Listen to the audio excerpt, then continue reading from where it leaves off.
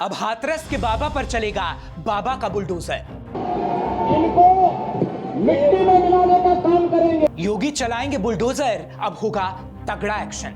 हाथरस में सत्संग का पंडाल शमशान बन गया। भोले बाबा यानी साकार हरि नारायण के सत्संग में सैकड़ों लोग मारे गए। रोती बिलखती आंखें अब इंसाफ मांग रही हैं। ये सवाल पूछ रही हैं कि आखिर इसके लिए कौन जिम्मेदार है और क्या उस पर भी अब योगी का बुलडोजर चलना तय है। नमस्कार दोस्तों, मैं हूं आपके साथ हर्ष भारद्वाज।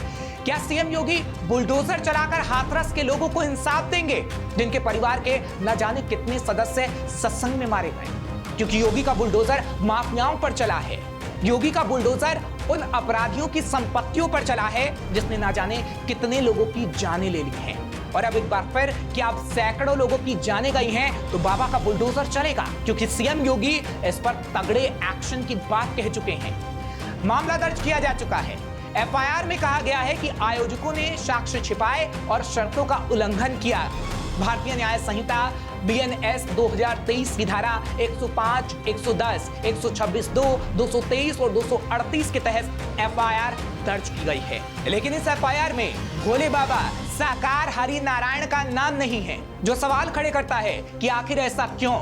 जिसके सत्संग में सैकड़ों लोगों की जान चली गई, आखिर उस पर एफआईआर दर्ज क्यों नहीं की गई? इसका जवाब भी हम आपको आगे जरूर देंगे। लेकिन एफआईआर में क्या क्या कहा गया है और आरोप क्या हैं, उसके बारे में आपको पूरी जानकारी दे देते हैं। आरोप लगाया गया कि आयोजकों ने अनुमति मांगते समय सत्संग में आने वाले भक्तों की वास्तविक संख्या छिपाई। एफआईआर के मुताबिक आयोजन में 2.5 लाख लोग आए थे, जबकि आयोजकों ने 80,000 लोगों के कार्यक्रम की अनुमति ली थी। इसके साथ ही आयोजकों की ओर से ट्रैफिक मैनेजमेंट का कोई इंतजाम नहीं था। 80,000 की इकट्ठा होने की मांग की गई अनुमति के अनुसार ही पुलिस और प्रशासन की ओर से भीड़ की सुरक्षा, शांति व्यवस्था और यातायात प्रबंधन किया गया था। लेकिन कार्यक्रम में लगभग 2.5 लाख से ज्यादा श्रद्धालुओं के पहुंचने से स्थिति आउट ऑफ कंट्रोल हो गई।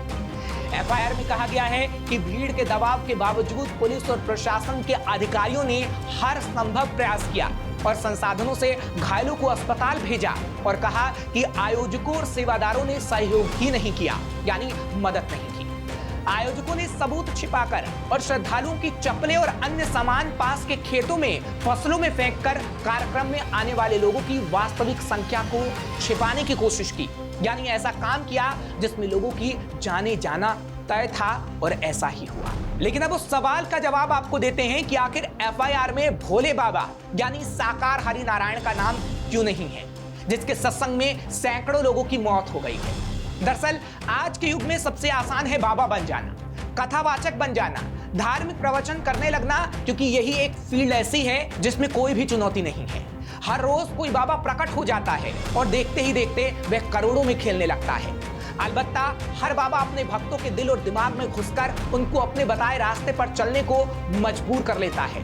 और इन बाबाओं के साथ जितने लोग, उतना ही इन बाबाओं को राजनेताओं का साथ मिलता है, क्योंकि ये बाबा जिस राजनेता की ओर इशारा करते हैं, लोग वोट भी उन्हें ही देते हैं और फिर राजनेता भी इन बाबाओं के आगे सिर झुकाते हैं और फिर ऐसे ही सत्संग होने लगते हैं जैसा हाथरस में हुआ। फिर नतीजा सैकड़ों के ऊपर लोगों का मरना और हजारों का घायल हो जाना। और भोले बाबा यानी साकार हरि नारायण के सत्संग में भी राजनेता आते थे, हाजिरी लगाते थे। अब इस तस्वीर को देखिए जिसमें बाबा का सत्संग हो रहा है और अखिलेश यादव बाबा के साथ हैं। और तो और अखिलेश यादव बाबा के सामने नतमस्तक भी हो जाते हैं, मंच पर खूब बातें भी करते हैं। और उनका ये ट्वीट भी अब आप देखिएगा, जिसमें अखिलेश यादव लिखते हैं, नारायण साकार हरि की संपूर्ण ब्रह्मांड में सदा सदा के लिए जय जयकार हो। और ये ट्वीट उनके सरकार में रहते भी है और विपक्ष में रहते भी। इसी तरह से जब यूपी में मायावती की सरकार रही तो बाबा के सामने नतमस्तक हुए।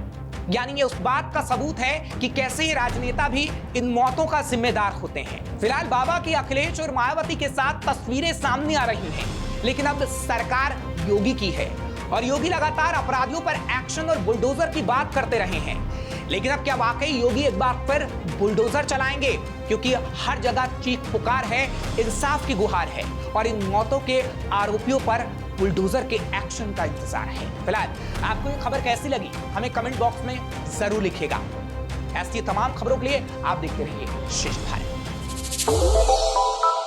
श्रेष्ठ भारत पर खबरों से जुड़े रहने के लिए चैनल को सब्सक्राइब और लाइक करें, बेल आइकन दबाएं और देखते रहें श्रेष्ठ भारत।